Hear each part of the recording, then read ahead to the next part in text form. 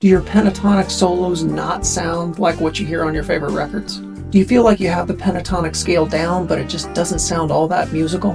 In this video, I'm going to show you how adding one note to the pentatonic scale will instantly make your solo sound more musical, more creative, and more like all of your favorite recordings. In my 30 years of teaching, I've helped thousands of students expand their pentatonic vocabulary with what I'm about to show you.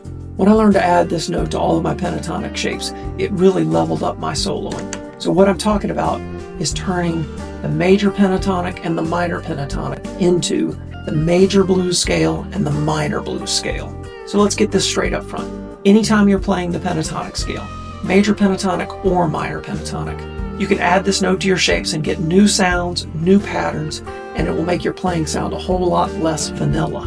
And a bonus is you can gain speed, as adding this note will give you 3 notes on some strings instead of 2.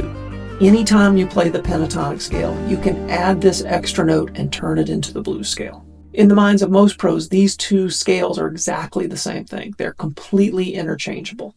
I'm going to start with our main landmark pentatonic scale shape, shape number 1. I'm going to play it at the 12th fret, which is E minor, because my index finger is on E, or G major, because my pinky is on G. So this is the E minor or G major pentatonic.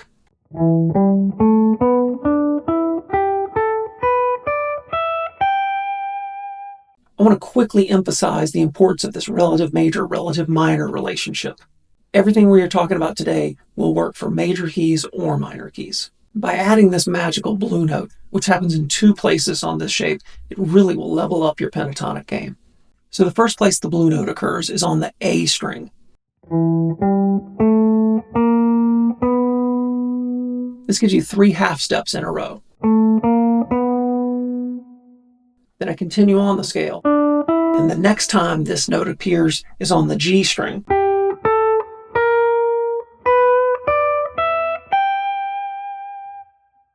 So these 2 notes are the exact same note, 1 octave apart. So here's the E minor, G major blues scale in full.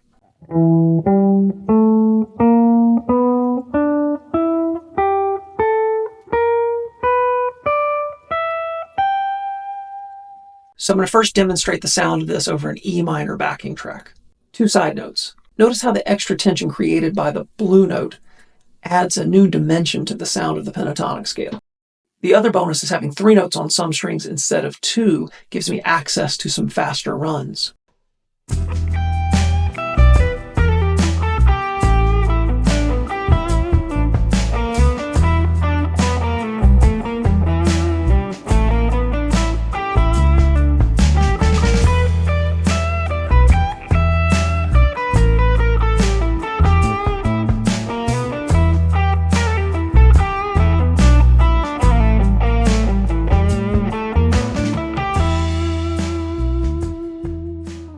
And here's what that exact same shape sounds like over a G major backing track.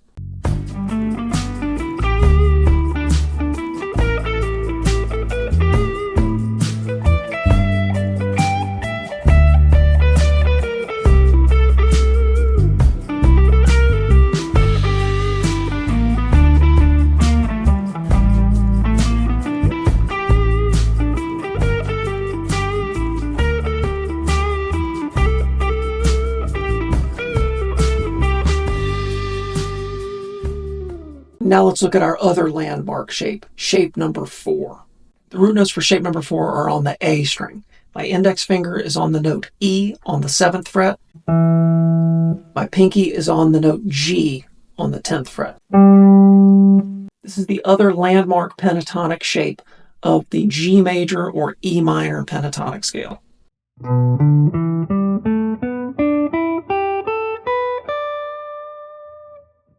So on this shape, the extra note gets added on the D string and on the B string.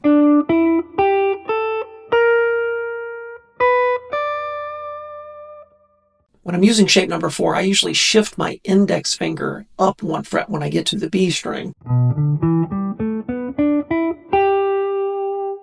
instead of playing that note with my middle finger. And the main reason I do this is so that I can get access to that blue note.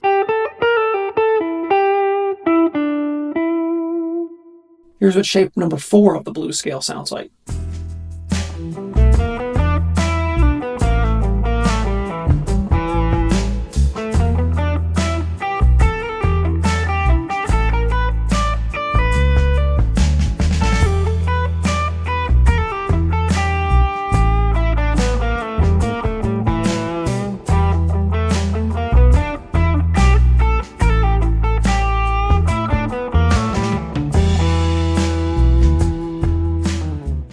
So before we jump into where the blue note is located on the diagonal extensions, I need to take a minute to talk about string bends. Knowing the location of the blue note within a pentatonic shape gives you the best bending note.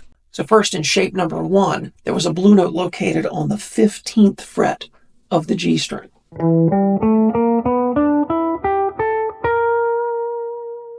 That means I could bend the 14th fret, this note that's held by my ring finger, a half step or a whole step to the next note of the pentatonic. Or really, I can bend it anywhere in between.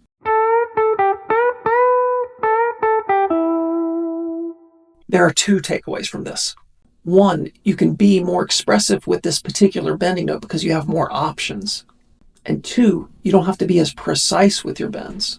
If I bend the B string or the high E string, I have to bend it precisely a whole step.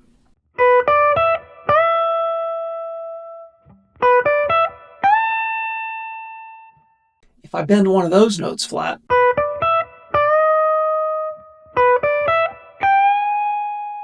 that is not a good sound. So this magical bending note is in the same place on shape number 1, whether you're using it as a major pentatonic or a minor pentatonic. It is always the note that your ring finger would play on the G string.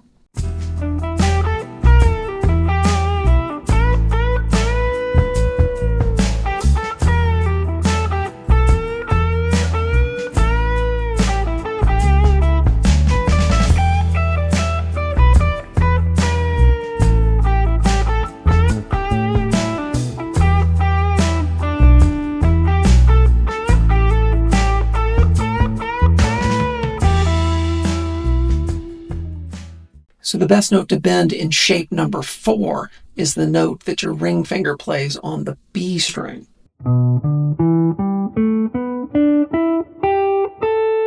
Because the blue note would be here, I can bend this 10th fret of the B string up a half step or a whole step to match the 7th fret on the high string.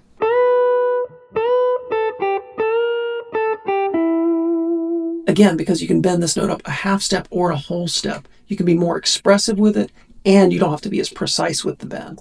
On shape number 4, if you bend the high E string, you need to bend it precisely 2 frets. The G string is not a great bending note on this shape because the next note in the scale would be 3 frets higher. And a 3-fret bend is very difficult. You rarely hear guitar players play that. Now let's talk about the diagonal extensions. For a deeper dive into the 2 landmark shapes and their diagonal extensions, I'll leave a link in the description to my video on those shapes. So shape number 1 was located at the 12th fret. The diagonal extension always starts 2 frets below the lowest note of shape number 1. So I go put my index finger on the 10th fret and I start these extensions.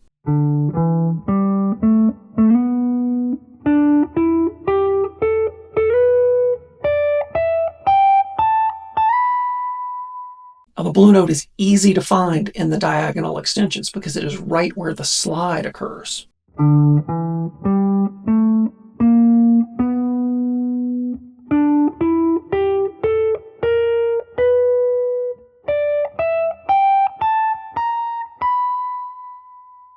Shape number 4 was located here at the 7th fret.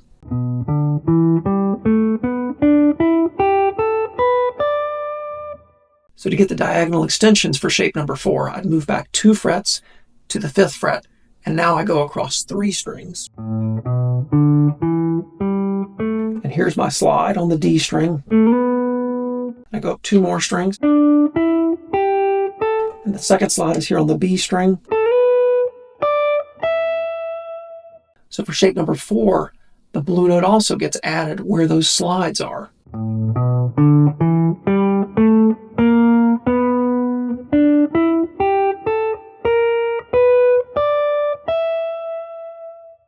now let's look at the landmark shapes of the pentatonic scale and their diagonal extensions and add the blue note to each of those. So first, shape number 1 here at the 12th fret.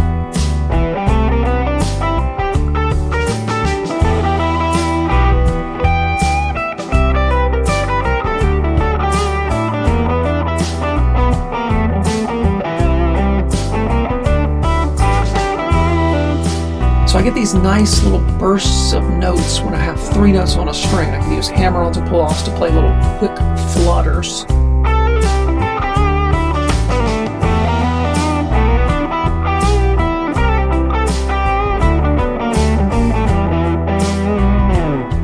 Okay, so shape number 1's diagonal extensions start 2 frets back. So on the 10th fret, and the diagonal extensions with the blue scale note added look like this.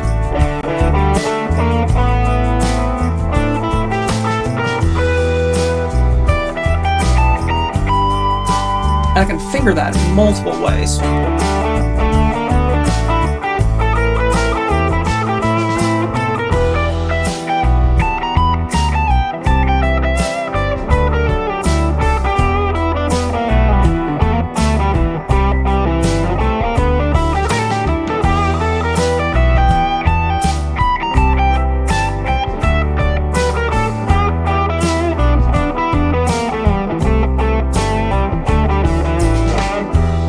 Shape number 4 starts here at the 7th fret. And I get that blue note on the D string and here on the B string.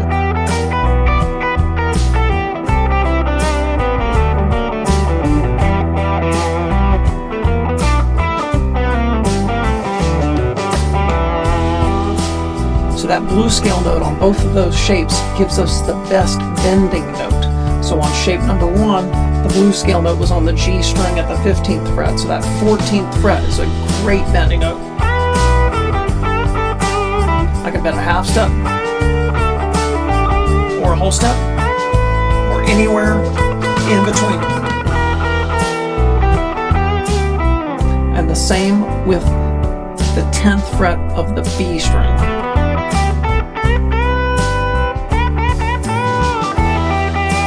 That is by far the best bend note on shape number 4. So the best bend note on shape number 1 is here on the G string. The best bend note on shape number 4 is on the B string.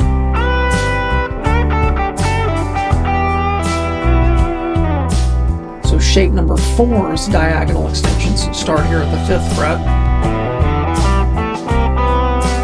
And again, I get that blue note on the D string and on the B string. And I love this little top fragment here.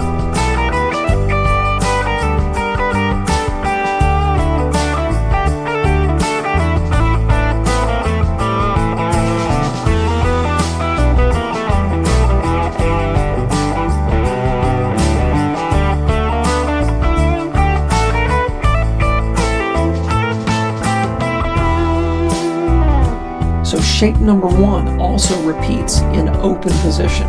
This is the exact same thing I did at the 12th fret, but it's going to look a little bit different. If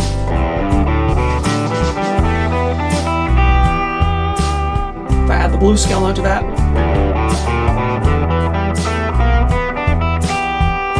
so Hendrix used this shape a lot, Stevie Ray Vaughan, and a lot of classic rock riffs are in this shape of E minor blue scale.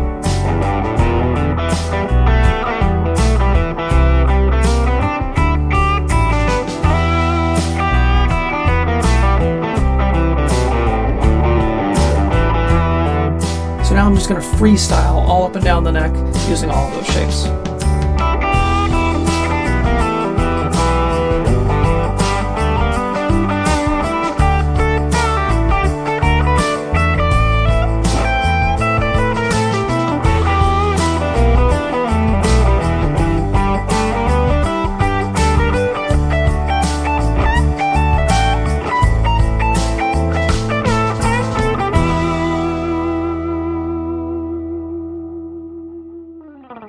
So you can see how adding this one simple note to your pentatonic vocabulary will take your solos from boring and vanilla to sounding more like what you hear on all of your favorite records. But now you really need this simple hack to take your playing to the next level.